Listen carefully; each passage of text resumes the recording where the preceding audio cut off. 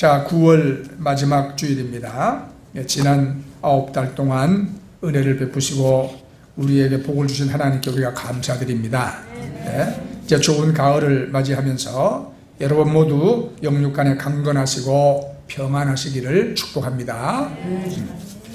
지난 20일 금요일 신문에 이런 기사가 있었습니다. 태국의 한 여성이 자기 집에서 설거지를 하고 있는데 갑자기 커다란 비단뱀의 공격을 받아가지고 온몸이 칭칭 감긴 채로 죽어가다가 2시간 만에 극적으로 구출됐다는 그런 기사입니다. 그러니까 이제 지난 19일 태국 방콕 외곽 지역에 사는 아롬이라는 여인이 자기 집 주방에서 설거지를 하고 있는데 그 비단뱀이 갑자기 튀어나와서 이 여인을 수차례 물었어요. 그런 다음에 그 몸을 타고 오르면서 칭칭 휘감았습니다.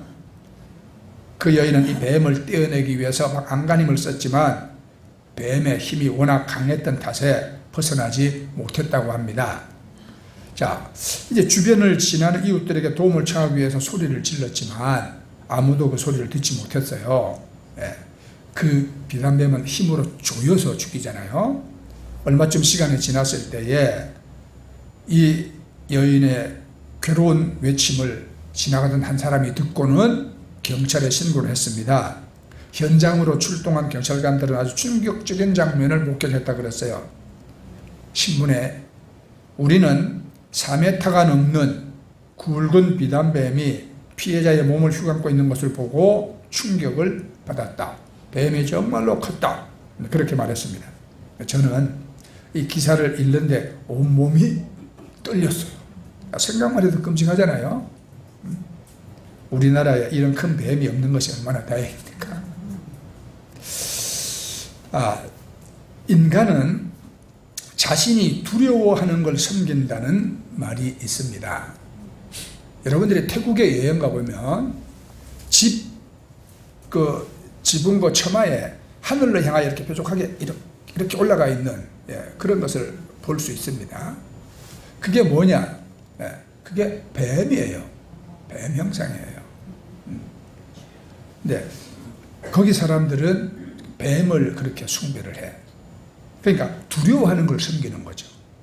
옛날 제주도 사람들은 또 뱀을 숭배했습니다.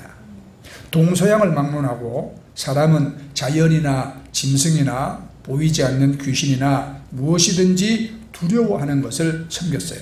그러니까 두려움이 대상이 될 때 섬김의 대상이 되는 것이거든요. 그러니까 사람은 두려워할 대상이 무엇인지를 아는 것이 중요한 것입니다. 우리는 하나님을 섬깁니다. 그렇죠? 우리가 경외라는 말은 거룩한 두려움을 말하거든요. 우리가 하나님을 경외한다. 이것은 거룩한 두려움을 말하는 겁니다. 하나님을 업신여기고 소홀히 여기고 만만하게 보고 그리고 두려움 없이 죄짓고 함부로 자기 육신의 소욕을 따라 그렇게 사는 사람들이 이 세상에 가득하지 않습니까? 그러나 우리는 하나님을 경외합니다. 하나님, 우리는 거룩한 두려움을 가지고 우리는 하나님을 섬깁니다. 우리가 이 하나님을 두려워하고 하나님을 섬길 때 우리는 사람이나 귀신이나 자연에 대한 그런 두려움에서 벗어날 수가 있는 것입니다. 하나님을 경외하는 자에게는 하나님께 주시는 특권과 은혜가 있어요. 그래서 우리는 하나님을 섬기되 섬기는 자세가 필요한 것입니다. 성경은 오직 그를 경외하며 너희 마음을 다하여 진실이 섬기라 그렇게 말합니다. 네. 오늘 예배당에 와서 앉아서도 하나님을 진실하게 섬기지 않는 그런 심령들이 있으면 참 불행한 일이에요. 자, 그 다음에 너희 마음을 여호와께로 향하며 그만 섬기라. 또 이렇게도 이런 말씀합니다. 그 다음에 부지런하여 게으르지 말고 열심을 품고 주를 섬기라. 그렇게 말씀하죠. 이건 우리가 하나님을 섬기되 진실한 마음으로 우리가 하나님만 섬기고 열심히 우리가 하나님을 섬겨야 합니다. 또 하나님을 섬기되 마음을 다하고 전심으로, 그 다음에는 진정성을 가지고 진심으로 섬기라고 성경은 우리에게 권하고 있습니다. 우리가 사람을 섬길 때도 마음을 다하고 진심으로 섬겨야 하지 않겠습니까? 하나님을 섬기는데 그렇게 하지 않을 수가 없는 것이죠. 하나님을 경외하고 섬기는 것은 하나님의 사람이 해야 할 가장 큰 일인 것입니다. 예수님께서 금식을 하신 다음에 마귀에게 시험을 당하셨습니다. 10번째 시험, 높은 산에 올라가서 천하만국과 그 영광을 보여주며 마귀가 자기에게 경배하면 이 모든 것을 주겠다고 예수님을 시험했습니다. 이 시험에 예수님은 마태복음 4장 10절에 보면 예수께서 말씀하시되 사탄아 물러가라, 기록되었으되 주 너의 하나님께 경배하고 다만 그를 섬기라 하였느니라, 그렇게 말씀했습니다. 자, 예수님께서 가르치는 것은 하나님만이 우리의 섬김의 대상이라는 것입니다. 여러분, 섬기는 것이 무엇입니까? 경배하고 높여드리는 거죠. 우리 모두가 하나님만을 잘 섬김으로 여러분, 하나님께서 참 아끼시고 복을 주시는 그런 여러분 되기를 저는 바랍니다. 자, 이제 첫째로 하나님을 섬기는 자는 하나님께서 소유로 삼으시고 아끼신다는 사실을 알아야 돼요. 오늘 우리가 읽은 말씀 17절에 만군의 여호와가 이르노라, 나는 내가 정한 그날에 그들을 나의 특별한 소유로 삼을 것이요, 사람이 자기를 섬기는 아들을 아낌같이 내가 그들을 아끼리니, 이렇게 말씀하죠. 하나님은 하나님을 섬기는 자를 자기 소유로 삼으신다고 말씀합니다. 근데 하나님은 무엇을 가지고 싶은 소유욕이 없으신 하나님이에요. 왜 그렇습니까? 모든 것이 다 하나님 것이기 때문에 하나님은 달리 뭐 더 소유할 것이 없다는 말입니다. 역대상 29장 11절 말씀을 보면 여호와여, 위대하심과 권능과 영광과 승리와 위엄이 다 주께 속하여 싸우니 천지에 있는 것이 다 주의 것이로소이다. 천지에 있는 것이 다 주의 소유인데 하나님 무엇이 부족해서 더 소유하려고 하시겠습니까? 그런데 만일 하나님이 소유욕을 가지고 계신다면 그거는 어떤 뜻이냐? 무엇을 더 소유하기를 원하시냐? 하나님은 하나님의 것을 절대 빼앗기지 않으시려는 의도 때문인 것입니다. 그래서 하나님은 하나님의 사랑하시는 사람들을 우상에게, 다른 신에게 빼앗기지 않으시려고 하는 거예요. 하나님의 백성인 우리가 하나님의 소유이기 때문에 하나님이 친히 우리가 아껴주시는 사람이 되는 겁니다. 하나님의 것이니까 하나님이 얼마나 아끼시겠습니까? 하나님의 것이 되면 하나님이 친히 보호하시고 아끼시고 우리에게 평안을 주시는 겁니다. 우리가 하나님을 소유할 수가 없어요. 그러나 하나님의 소유가 될 수는 있습니다. 자, 모세가 하나님께 부름을 받았을 때에, 자, 하나님이 내 손에 있는 지팡이를 하나님 앞에 던지라고 말씀합니다. 내 지팡이를, 내가 믿고 의지하던 지팡이를 하나님께 던질 때에 이 지팡이의 소유권이 이제 바뀌는 거예요. 하나님께서 나의 것을 하나님의 소유로 만드시면 거기 능력이 나타납니다. 그렇죠? 그 지팡이 들고 모세는 애굽에 가서 바로를 굴박시키고 주의 백성들을 이끌어냈던 것입니다. 이게 하나님의 능력으로 여러분 되는 것이죠. 하나님이 우리 소유가 되는 게 아니라 우리가 하나님의 소유가 되는 것입니다. 우리가 하나님의 소유가 될 때에 하나님은 우리를 아끼고 보호하시고 사랑하시고, 그리고 내가 하나님의 소유가 될 때에 내 능력으로 사는 게 아니라 하나님의 능력으로 우리가 살 수가 있는 것입니다. 출애굽기 19장 5절 말씀에 세계가 다 내게 속하였나니 너희가 내 말을 잘 듣고 내 언약을 지키면 너희는 모든 민족 중에서 내 소유가 되겠고, 이렇게 말씀합니다. 만물이 다 하나님의 소유예요. 여러분들이 평생 뼈 빠지게 일하고 뭔가를 쌓아둔다 하더라도 우리 생명 딱 끝나면 우리 다 놓고 빈손으로 가야 돼. 그렇지 않습니까? 무엇을 가져갈 수 있습니까? 너희가 빈손으로 왔을 때 빈손으로 또 간다고 말씀했잖아요. 이 세상에 우리 거는 없어요. 잠시 우리가 맡아서 여러분 소유하고 사용하고 있을 따름이지 우리 것은 하나도 없습니다. 천지 만물이 다 하나님의 것이요. 네. 자, 그런데 우리가 이제 하나님의 소유가 되는 조건이 뭡니까?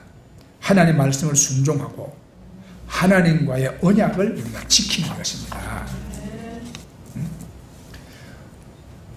우리 옛말에 고슴도치도 제 새끼는 함함하다 이런 말이 있어요.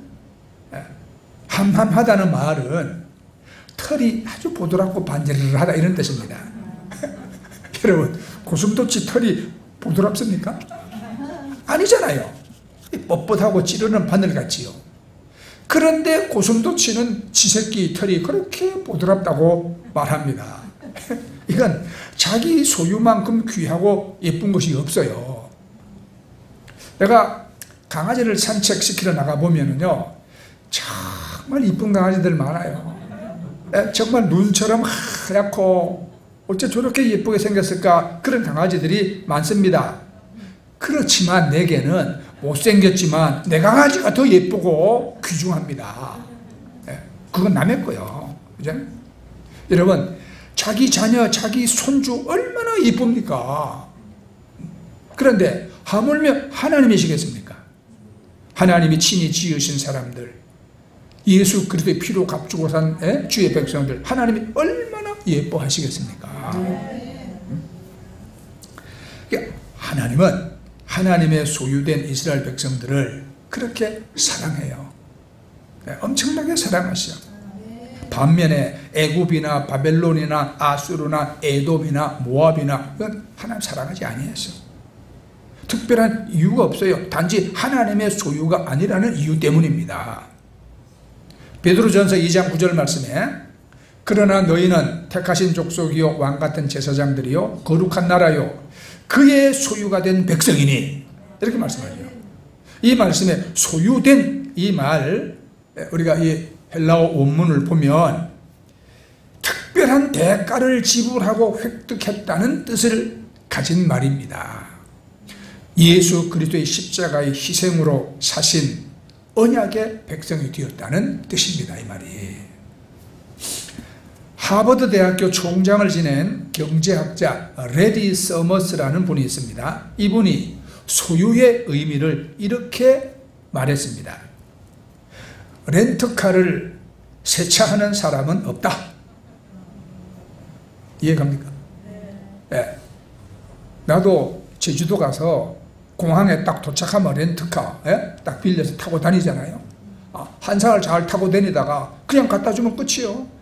누가 그거 싹 세차 청소해서 갖다 줍니까? 안 그래요. 지 좋을 대로 타다가 반납해야 된다 그냥 주면 그만이요. 왜 그렇습니까? 내 차 아니니까. 내 차 아니니까. 그렇죠? 내 것과 남의 것의 차이가 이렇습니다. 세차장에 가보세요. 아주 비싼 차 그저 열심히 광내고 닦는 분이 있어요. 뭐 벤츠나 뭐 이런 거. 그렇지만 그 차가 아무리 값나고 귀한 차지만 내가 그 차 닦아주지 않습니다. 남의 거 뭐로 닦아줘? 내 차가 더 귀하지. 그렇잖아요. 내 차 열심히 닦아. 내 것이 귀하니까. 자, 이 말, 렌터카를 세차하는 사람은 없다. 소유의 의미를 아주 제대로 표현한 말이죠. 우리는 우리가 소유한 것만 귀하게 여기고 신경을 씁니다. 그럼 우리는 뭐냐? 저와 여러분은 하나님이 어디 빌려다 놓은 렌터맨이냐? 아니다 이 말이에요. 우리는 하나님의 자녀들입니다. 그래서 하나님은 우리를 열심히 가꾸시고 복되게 다듬어 주시는 것이거든요. 여러분, 빨간머리 앤이라는 책을 읽어보신 분이 있으시겠죠. 빨간머리 앤은 캐나다 작가 루시 몽고메리가 1908년에 발표한 소설인데 아주 감동적인 내용이 오랜 세월을 흘러도 여전히 많은 사람들에게 사랑받고 있는 작품입니다. 자, 빨간 머리를 가진 고아, 11살 된 여자아이 앤이 캐나다 매슈 아저씨와 마릴라 아주머니가 사는 초록 지붕을 가진 집으로 오게 됩니다. 원래 이 두 분은 남자아이를 입양하겠다고 보육원에다 요청했어요. 그런데 실수로 여자아이가 보내졌어요. 남자아이가 와야 농사일도 돕고 할 텐데 엉뚱하게도 여자아이가 왔어요.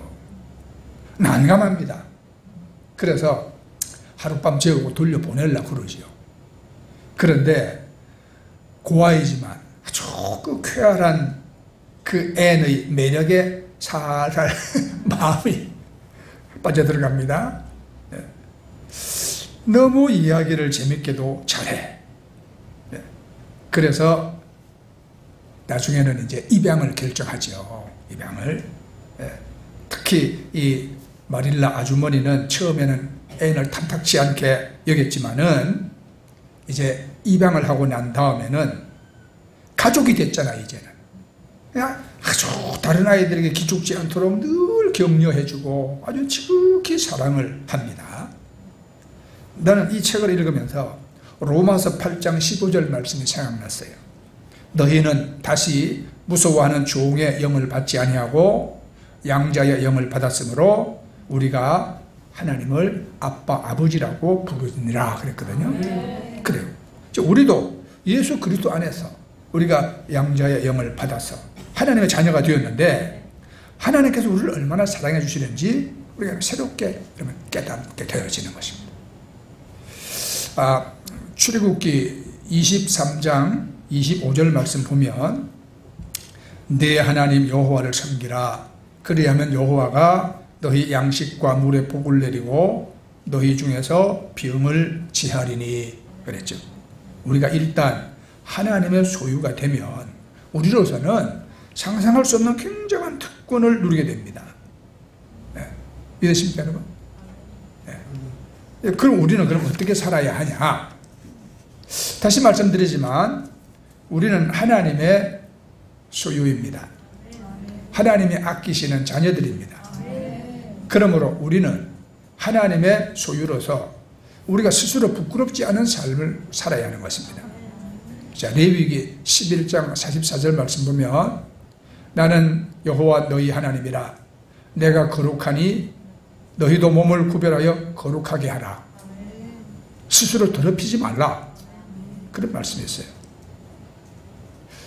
우리의 삶을 구별해서 우리가 거룩함을 따르는 것이 하나님의 소유된 자녀의 의무인 것입니다.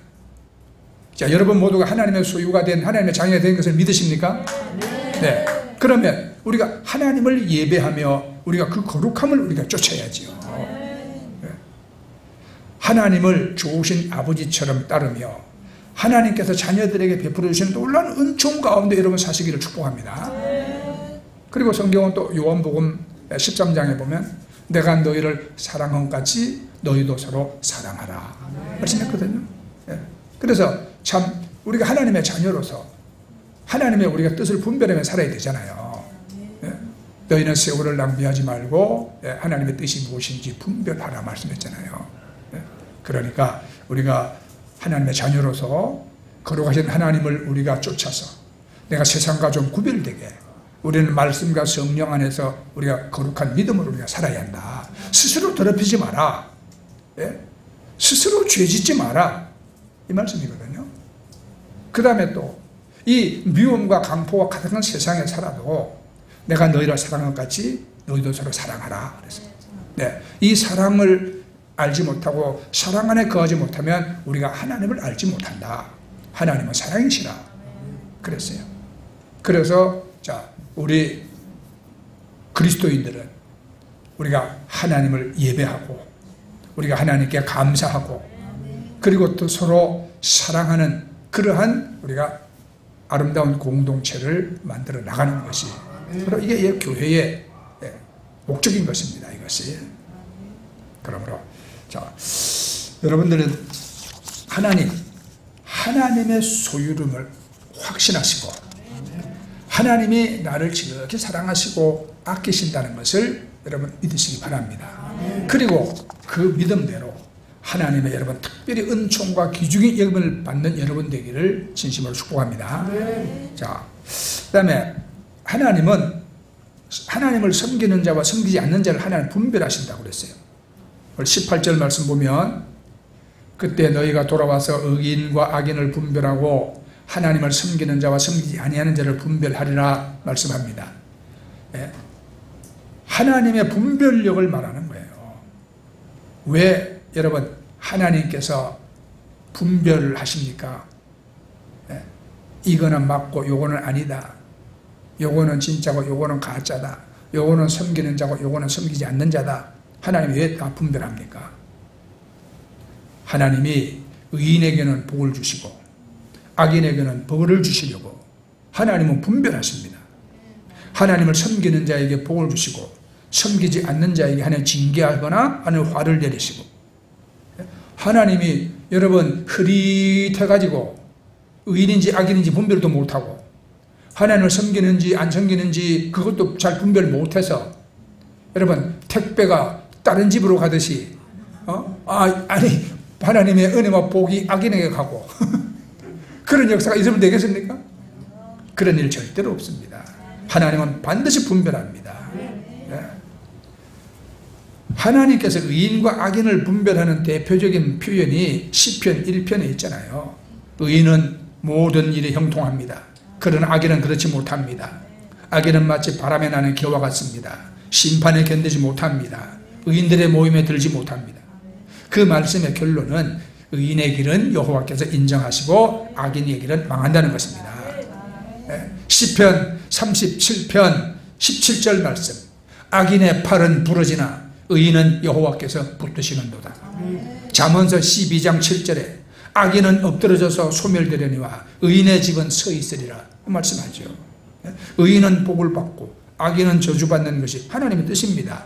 이것이 하나님의 의입니다. 그러니까 우리가 옛날 어린이들 한문으로 상, 선, 벌, 악 했잖아요.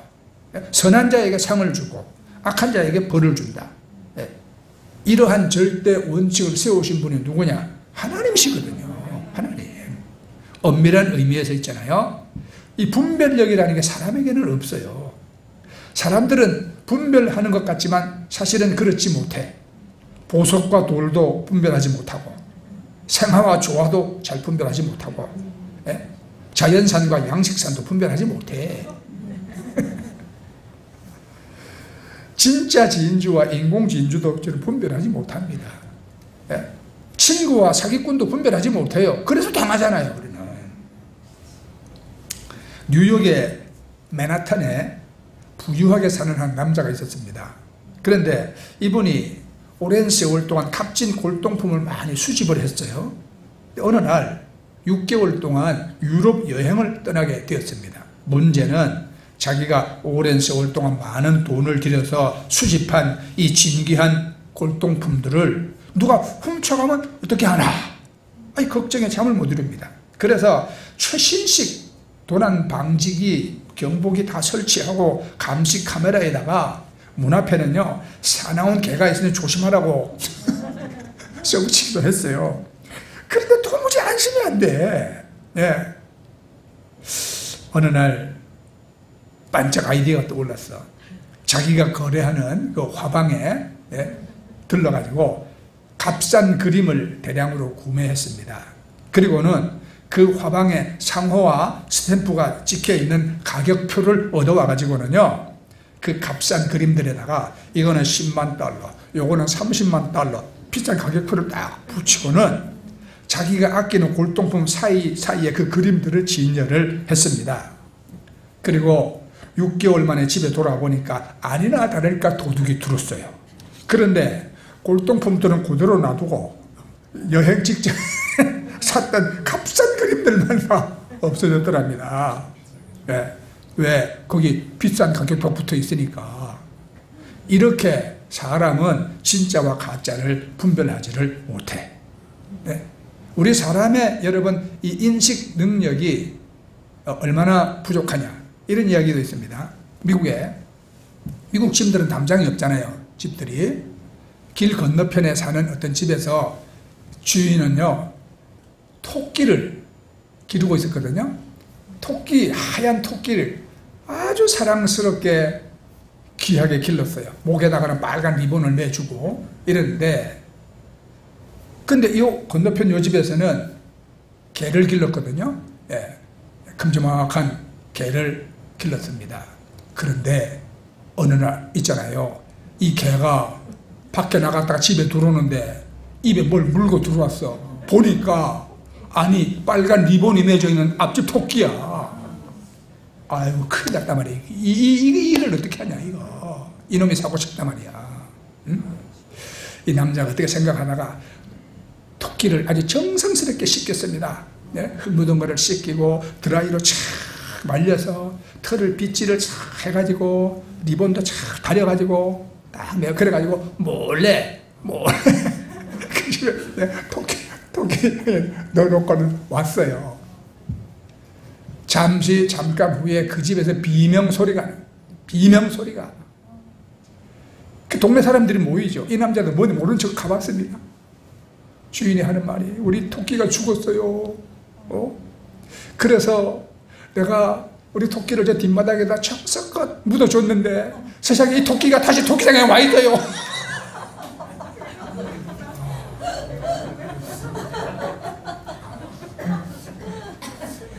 아는 놈분은 뭐요? 내가 이 얘기를 잘못했든지 아니면 이해력이 부족하든지 둘 중에 하나겠죠. 아니 이미 그 죽은 토끼를 묻었는데 이 개가 파갖고 물고 온 거잖아요. 그런데 이 집 주인은 사고 친 줄 알고 그걸 또 씻기고 다려서 말려서 갖다 넣어놨다는 사실인데, 그러니까 우리가 어떤 한 사건을 만났을 때에 우리가 이거를 인지하는 능력이 사실은 얼마나 우리 부족하냐. 사람은 그런 존재거든요. 그런데 하나님을 섬기는 자와 섬기지 않는 자를 하나님은 분명히 분별하십니다. 하나님은 속일 수가 없습니다. 아시겠어요? 하나님께서 하나님을 섬기는 자와 섬기지 않는 자를 분별하시는 이유가 뭡니까? 하나님은 분명한 보응과 확실한 심판을 하시기 때문에 분별을 하시는 것입니다. 네. 심판이란 어떤 이에게는 복이고 어떤 이에게는 화가 됩니다. 하나님께서는 복과 저주를 우리 앞에 두셨습니다. 하나님의 명령을 들으면 복을 받게 될 것이고 듣지 않고 다른 신을 따르면 저주를 받게 될 것입니다. 네? 복과 저주는 하나님의 의라는 거예요. 의. 하나님께서 벌을 내리시겠다고 하셨으면 벌을 내리셔야 합니다. 이것이 하나님의 의인 것입니다. 자, 마태복음 25장을 심판의 복음이라고 하는데 마지막 날 심판 때에 양과 염소를 나누실 것입니다. 슬기로운 처녀와 미련한 처녀의 비유도 같은 맥락의 비유입니다. 하나님께서 의인과 악인, 하나님을 잘 섬긴 자와 섬기지 않은 자를 분별해서 나누시는 이유는 복과 저주를 주시기 위함이죠. 여러분 뭐 받으실래요? 네, 심판에는 분명한 대가가 따르는 법입니다. 네, 사람은 다양한 자신의 눈으로 분별하죠. 인종을 구별하고 피부색, 성별, 직업, 신분, 종교 여러 가지로 사람을 분별합니다. 그러나 하나님의 분별은 간단합니다. 의인과 악인, 하나님을 섬기는 자와 하나님을 섬기지 않는 자를 분별하십니다. 마지막 날 하나님은 섬기는 자인 의인은 오른쪽으로 나누어서 하나님의 소유가 되고 하나님이 아끼는 삶을 살게 되고 영원한 평강 가운데 살게 될 것입니다.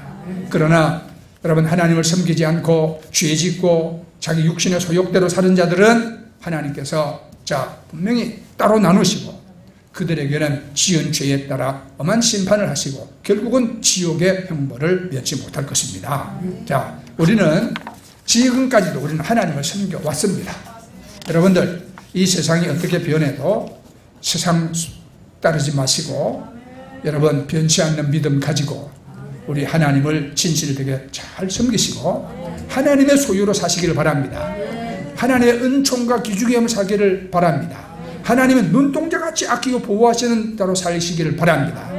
하나님이 기뻐하시면서 은혜 부어주시고 복을 베풀어 주시고 아름답게 천국의 사람으로 다듬어 주시는 그런 여러분을 사시기를 예수 이름으로 축복합니다. 아멘. 네, 우리 찬양하고 기도하겠습니다. 자, 우리 찬송가 563장입니다.